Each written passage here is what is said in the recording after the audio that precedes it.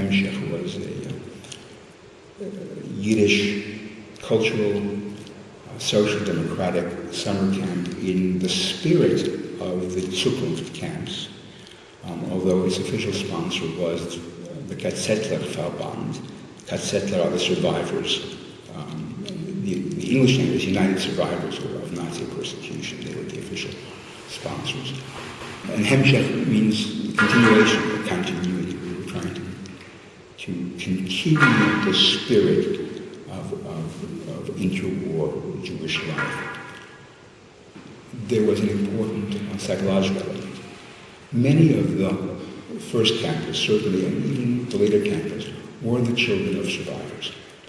And it was the first arena of normalcy that they had, where everyone else understood the weird emotions that were part of their makeup.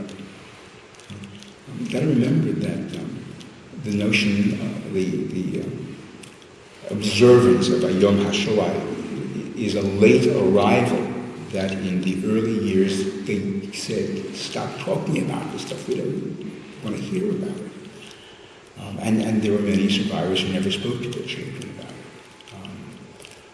Here was a place where the kids could share, and share in Yiddish. So we read poetry in Yiddish, and we did Getterlieder in Yiddish. And we had a Dasha like a Aufstand Haskore in Yiddish, and men, of course, used that as the symbolic and spoke about all of the ghettos and all the camps and the partisans and the spiritual resistance and stuff that is now becoming part of the historiography, stuff that we were teaching kids way back when.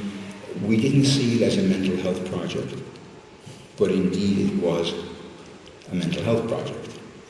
We succeeded in large measure. Many of our kids from there went on to seminar, went on to become active in Jugendhof. Hemshech kids are teaching Yiddish in McGill now, just in Toronto. So it was an interesting and